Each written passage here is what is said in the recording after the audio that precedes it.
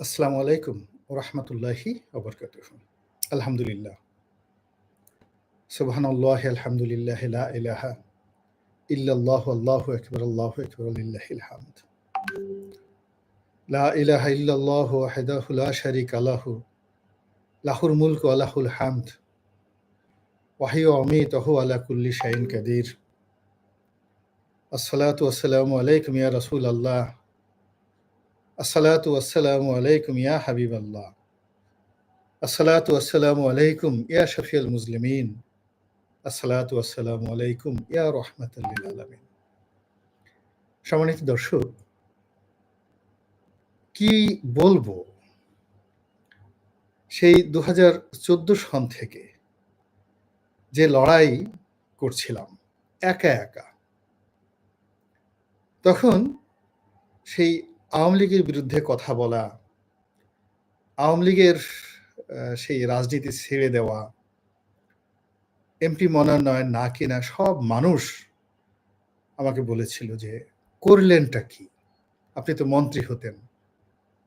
শেখ হাসিনা প্রধানমন্ত্রী আপনাকে এত ভালোবাসেন।"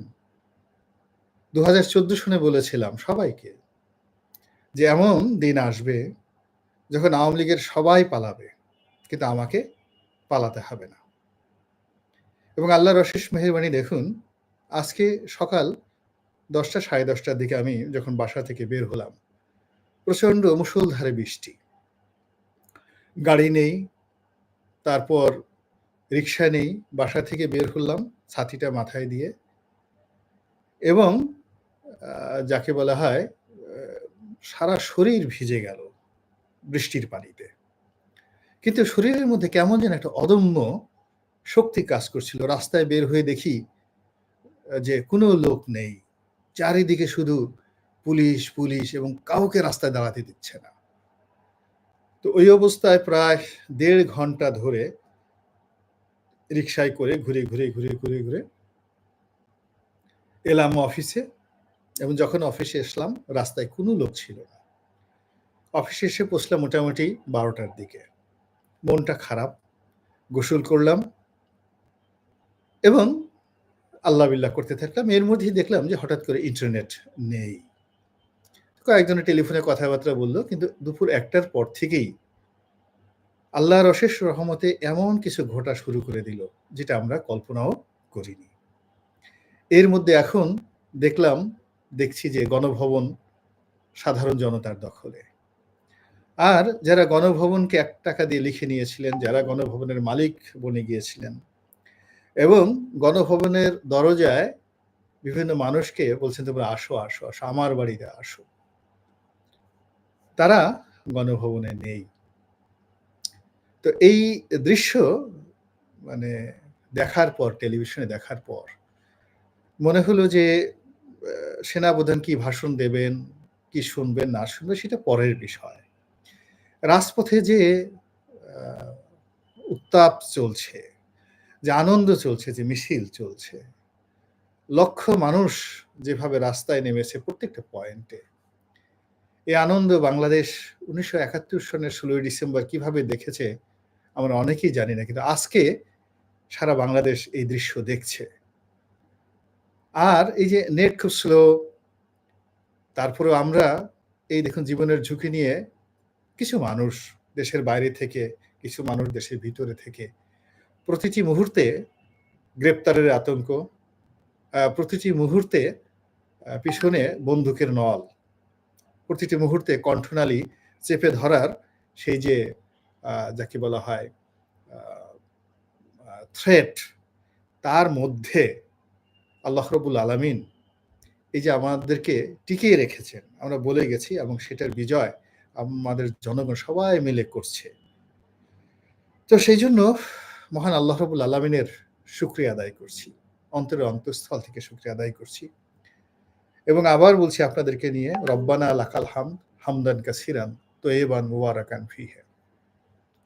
আজকের এই বিজয় তারুণ্যের বিজয়, ছাত্রছাত্রীদের বিজয়, আমার সন্তানদের বিজয়।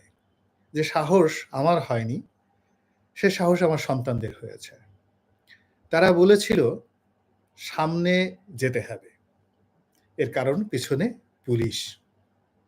এই গতকাল পুলিশের বড়, বড় কর্তারা গতকাল রাতে যে ভাষায়, যে বিশ্রী ভাষায় তারা কথা বলেছে, জনগণকে অপমান করেছে, আওয়ামী লীগের বড়, বড় নেতারা এই গতকাল যেভাবে কথাবার্তা বলেছে, আমার বারবার শুধু এখন মনে হচ্ছে যখন কিয়ামতের ময়দান শুরু হওয়ার আগে যে অবস্থাটার সৃষ্টি হবে এবং সবকিছু আল্লাহ রাব্বুল আলামিন ধ্বংস করে দেওয়ার পর এই পৃথিবীর জালেম বাদশা থেকে শুরু করে এই পৃথিবীর সমস্ত যারা দম্ভিক রাজা বাদশা তাদেরকে ডেকে আল্লাহ রাব্বুল আলামিন বলবেন, ইয়াউমা হুম বারিজুনা লা ইয়াখফা আলাল্লাহি মিনহুম শাইউন লিমানিল মুলকুল ইয়াউম লিল্লাহিল ওয়াহিদিল কাহ্হার।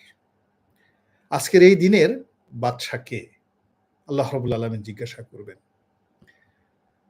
তো জবাব দেওয়ার মতো কোনো মানুষ সেই দিন থাকবে না। তো আজকে যদি জিজ্ঞাসা করেন এই বাংলার জমিনে দাঁড়িয়ে, আজকের বাদশাকে, এই বাংলার বাদশাকে, এই রাজপথের প্রতিটি মানুষ বলবে আমি বাদশা, আপনি বাদশা। আজকের যে শিশু জন্ম নিয়ে নিল, আজকের দিনে যে জন্ম নিল, তার হাতটি উঁচু করে ধরেন, সেও বলবে যে আমি আজকের দিনে বাংলাদেশের বাদশা, আমরা সবাই রাজা। এবং সবাই এই যে রাজা হয়ে গেলাম, কথা বলার এই যে শক্তি আমরা পেলাম, স্বৈরাচারকে তাড়ানোর যে সাহস দেখালাম, হাজার হাজার মানুষের লাশ, আমরা ২-৩০০ লোকের কথা বলছি যে লাশ, ২-৩০০ লোকের লাশ, কিন্তু আলটিমেটলি এটি যে হাজার হাজার মানুষের লাশ। এ দৃশ্য ঢাকা মেডিকেলে যারা চাকরি করেছেন, বিভিন্ন জায়গায় চাকরি করেছেন, তারা বুঝেন কত মানুষের লাশ যে দাফন করা হয়েছে, কত মানুষের লাশ যে দাফন ছাড়া মাটি দেওয়া হয়েছে, কত মানুষের খুলি উড়িয়ে দেওয়া হয়েছে। এই যে কয়েক হাজার মানুষ মারা গিয়েছে, একমাত্র আল্লাহ রাব্বুল আলামিন জানেন। আল্লাহ আমাদেরকে রাজা বানিয়েছেন, আল্লাহ রাব্বুল আলামিন আমাদেরকে এই বিজয় দান করেছেন। আসুন আমরা সবাই মিলে আল্লাহর কাছে দোয়া করি, আমরা যেন এই বিজয়টিকে উপভোগ করতে পারি। এবং আল্লাহ রাব্বুল আলামিন, আমরা এখনো জানি না কি ঘটতে যাচ্ছে অনাগত দিনে। সেনাবাহিনী প্রধান বক্তব্য দিবেন, but we do not know, আমরা এখন পর্যন্ত জানি না জরুরি অবস্থা হবে, মার্শাল ল হবে, তত্ত্বাবধায়ক হবে, না কোন পদ্ধতিতে কি হবে আমরা কিছু জানি না। কিন্তু আমরা আনন্দিত, শুধু আল্লাহর কাছে বলি, আল্লাহ তুমি আমাদেরকে একজন হযরত উমর ইবনুল খাত্তাব দান করো, আমাদেরকে একজন বাদশা হারুন আর রশিদ দান করো, একজন আওরঙ্গজেব দান করো, আমাদেরকে আর এরকম স্বৈরাচারী কোনো শাসক বা শাসিকা দিও না। আল্লাহ তুমি আমাদের এই পাপ, অন্যায় এবং গুনাহকে মাফ করো। আমাদের দুই হাতের গুনার ফলে আমাদের মাথার উপরে এই জুলুমবাজ, দুর্নীতিবাজ, অন্যায়কারীরা আমাদের মাথার উপর চেপে বসেছিল। হে আল্লাহ, তুমি আমাদেরকে সৎ শাসক দাও, ন্যায়পরায়ণ শাসক দাও, যাদেরকে আমরা ভালোবাসতে পারবো, যাদেরকে আমরা নেতা হিসেবে মানতে পারবো। ওয়াজআলনা লিল মুত্তাকিনা ইমামা।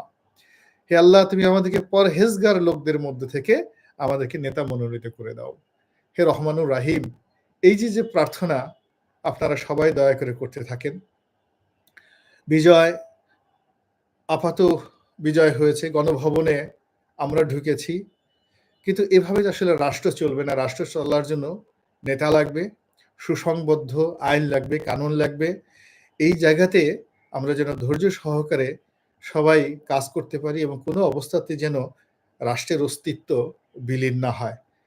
আপনারা সবাই আমার জন্য দোয়া করবেন। ইনশাল্লাহ আমিও আপনাদের জন্য দোয়া করছি। আসসালামু আলাইকুম ওয়া রাহমাতুল্লাহি ওয়া বারাকাতুহু।